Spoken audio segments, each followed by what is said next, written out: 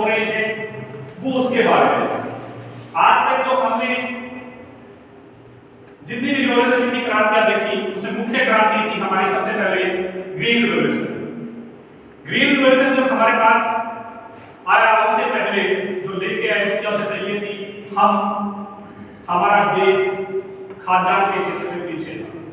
दूसरे बार उसके हमने व्हाइट रिवॉल्यूशन जिससे हम दूध में आत्मनिर्भर बने, और तीसरी हमारी रिवॉल्यूशन जिसका मुख्य है, जिसपे मैं आपका चाहूंगा, वो है एक्सियल रिवॉल्यूशन, जो हमें ईंधन के क्षेत्र में आत्मनिर्भर बनाने के लिए आपके बीच में है।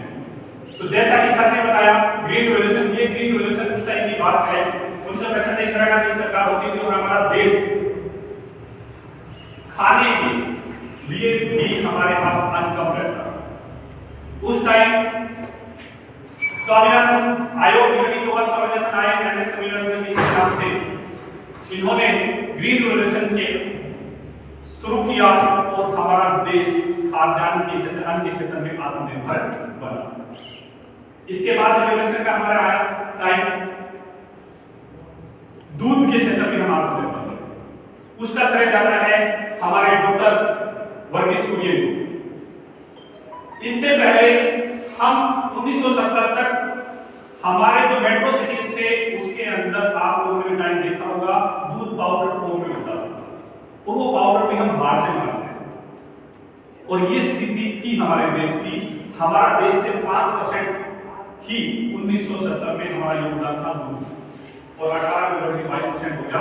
और अमूल ने ये सब कुछ कर दिखाया, और अमूल के पास आज 36 लाख किसानों का दूध उत्पादक संगठन सबसे बड़ा वो हमारे देश में। अब हम जिस चीज के लिए आए हैं वो एमसीएल रिवॉल्यूशन। एमसीएल रिवॉल्यूशन इन्होंने अमूल मॉडल लिया। अमूल एक कॉर्पोरेट मॉडल है जिसके अंदर एक संगठन बना हुआ है, लेकिन उसपे वो अपना शेयर नहीं ले सकते, उससे उत्तोलन नहीं बन सकते। तो एमसीएल का विजन यही है कि हम कम से कम 30% अपने देश को सबल बनाए, ईंधन के क्षेत्र में हम अपने ईंधन में संपूर्ण बने। और हमारा विजन कि देश की तस्वीर ऐसी, हमारा जो किसान है वो भी शेख साहब की तरह दिखे। इस तस्वीर में अगर गौर करोगे, इसके अंदर दो बातें दिखाई गई है। सबसे पहले इंडिया है नेक्स्ट ओपेक कंट्री, यानी कि तेल के निर्यातक वो देश थे। इसी कारण ये शेख साहब की ये हंसी। अगर आप देखोगे आज हम पेट्रोल डीजल जिन देशों से आता है उन देशों में से तेल नहीं हुए, और कोई दूसरी चीज उनके पास है नहीं, घास भी बोने के लिए नहीं, लेकिन सोना खाएंगे तो सोने पे बैठेंगे तो सोने से दरवाजों में भी सोना पड़ता है, क्योंकि इसके बिना काम नहीं चलता। अगर यही ईंधन, यही तेल अगर हमारा किसान पैदा करे, या किसान के खेत में वो चीज पैदा हो जिससे ईंधन बने, तो तस्वीर बदलेगी। और इसी तस्वीर को बदलने के लिए एमसीएल प्रतिबद्ध है। और आप साथ ही आज अनेक समस्याएं हमारे बीच में, मैं थोड़ा सा आपका ध्यान अलग अलग मुद्दों में इसलिए दे रहा हूं कि हमारा ये सारा मिशन है किस लिए। हमारा यह अकेला मिशन ये नहीं है कि हम अपना एक ऐसा बिजनेस करें जिससे पैसा कमाएं। पैसा इसका बाय प्रोडक्ट है, पैसा अपने आप आएगा, क्योंकि ये चीज जरूरी होगी। अगर पेट्रोल डीजल अगर हमें चाहिए तो उसका भाव नहीं देखते, हम अपनी जरूरत देखते हैं। इसी प्रकार हमारे पास सॉल्यूशन की किताब ग्लोबल क्या है। आज सबसे बड़ा भयंकर समस्या हमारे पास है ग्लोबल वार्मिंग। आज उस जीवाश्म ईंधन का प्रयोग करके, पेट्रोल डीजल का प्रयोग करके, और उससे जो हानिकारक गैसों का उत्पादन हुआ, जो कार्बन उत्सर्जन हुआ, उसके कारण आज पूरे प्रकृति पर्यावरण की व्यवस्था बिगड़ चुकी है, जिसका मुख्य कारण, जिससे हमारे धरती का टेम्परेचर बढ़ रहा है। दूसरा, कहीं बाढ़ कहीं सूखा। तीसरा, आज भी कम से कम 6-7 देश ऐसे होंगे जहां पे जंगलों में आग लगी। इसका मुख्य कारण ग्लोबल वार्मिंग है। और दूसरा जिक्र तो डॉक्टर साहब ने किया, एक कोरोना एक बीमारी आई उसने कितनी बड़ी दवाई बताई, लेकिन उससे कहीं गुना भयंकर बीमारी आज हमारे अंदर है जिसको हम कैंसर का रोग, कैंसर नामक बीमारी बोल सकते हैं। सबसे बड़ी लार्जेस्ट बीमारी है। इसके साथ साथ हमारी कुछ लोकल कुछ नेशनल प्रॉब्लम भी है। अनएम्प्लॉयमेंट, बेरोजगारी आज सबसे बड़ी समस्या हमारे देश में। हमारे भाई बहन हर साल इतनी ड्यूटियां करते हैं, कोशिश करते हैं, लेकिन उनके मुताबिक तो नौकरियां हम नहीं दे सकते। आप लोगों ने देखना है क्या हमारा ये प्रोजेक्ट कुछ न कुछ मदद कर रहा है या नहीं कर रहा, जो सारी बातें हम बोल रहे हैं। इसके बाद आज हर सरकार, हर कोई बंदा एक टाइम पे आते हैं और बोलते हैं किसानों की आय बढ़ा, लेकिन समस्या 10 की 10 बनी हुई। हमारे जो किसानों की जो समस्या है, जिस टाइम हमारे पास जो फसल होती है उस टाइम उसका भाव हमें नहीं मिलता, मौसम की मार रहती है और स्थिति यही रहती है। हमारा अगली कड़ी की जो समस्या है, जो पानी का कम होना, पीने के भी लाले कई जगह बड़े हुए हैं, गांव में मुख्य समस्या रहती है और सेक्टर जो हमारा कोसाम कदी से भी बैठे हो, इसमें सिंचाई के नाम से कोई बात की नहीं जा सकती।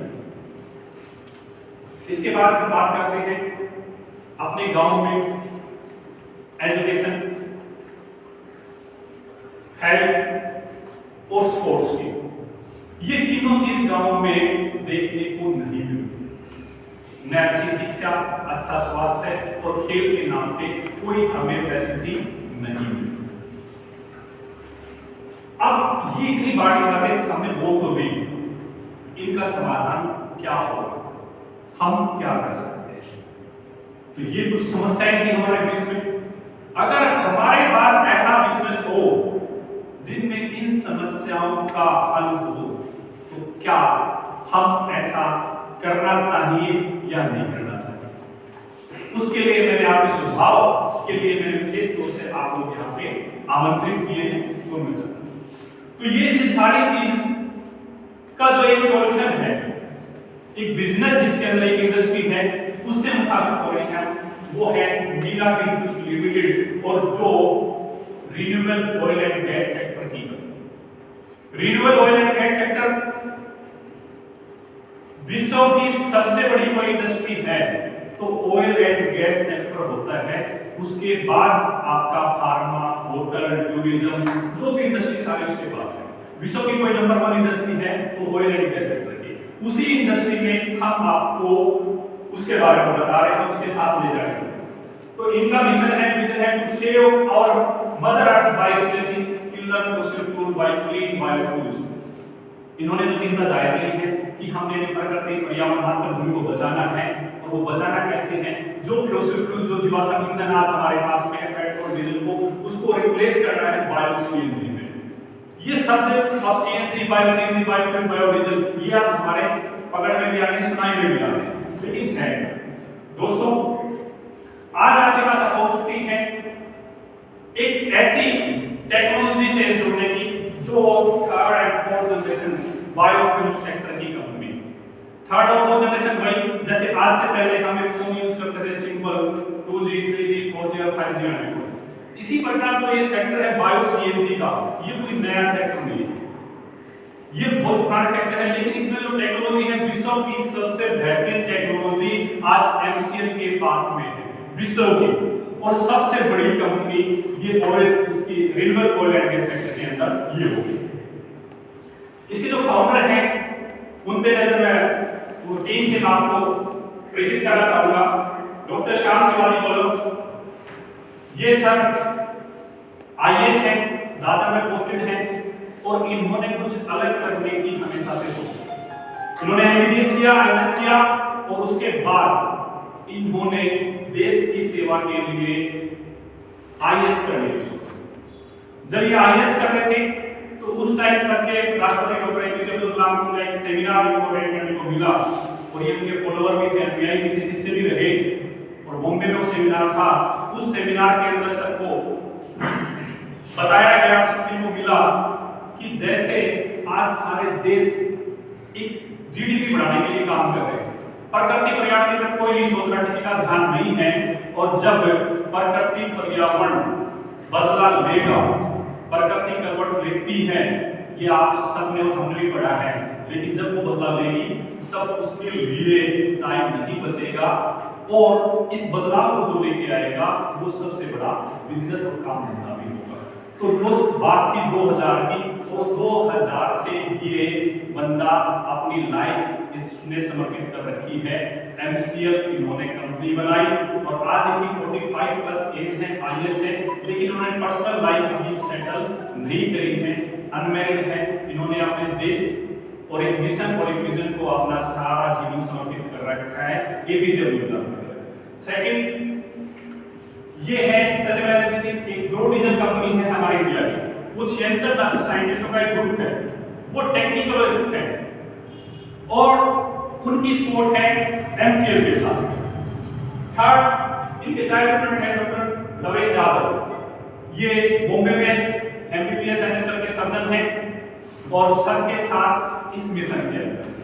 थर्ड प्राची बोले मैडम पेट्रोकेमिकल से गोल्ड मेडलिस्ट हैं और इस कंपनी में डायरेक्टर है।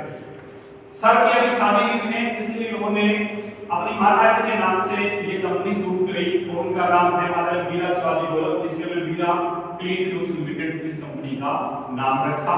90% शेयर है वीरा जी के पास में है, बाकी ये इसकी फाउंडर टीम है। ये कोई ग्रुप की कंपनी नहीं, ये एक प्रतिभागी कंपनी है। इसमें जैसे पेट्रोल मैडम की अपने पेट्रोल गोल्ड मेडलिस्ट है, सर का प्राइवेट है, तो ये कोई ग्रुप नहीं है, कोई रिलायंस का टाटा का एक परिवार का ग्रुप नहीं है। ओके, ये आप लोगों का एक अपना ग्रुप बनेगा और इसके अंदर हम जो बातें करेंगे सारी चीज solution renewable oil and gas sector में सॉल्यूशन है सारा। सबसे पहले वही बात आ गई ग्लोबल वार्मिंग में। ग्लोबल वार्मिंग का सॉल्यूशन कैसे है? ग्लोबल वार्मिंग का सॉल्यूशन ये होगा, जो हमारा ईंधन होगा वो हमारे किसान तैयार करेंगे और वो उसका नाम होगा बायो CNG। उसके अंदर कोई भी कार्बन नहीं होगा। अगर पेट्रोल डीजल की जगह CNG गैस से अगर कोई साधन चलेगा तो उसमें धुआं नहीं होगा, धुआं नहीं होगा तो कार्बन नहीं होगा। कार्बन अगर प्रकृति पर्यावरण में कम होगा तो कुछ न कुछ व्यवस्था उसकी सुधरेगी। दूसरा हमारे पास सबसे बड़ा प्रॉब्लम है वेस्ट का। जो वेस्ट का जो प्रॉब्लम है, कचरा हर जगह इकट्ठा रहता है, दिल्ली वगैरह में इसका बड़ा इसका निस्तारण नहीं होता। लोग इसको खत्म करने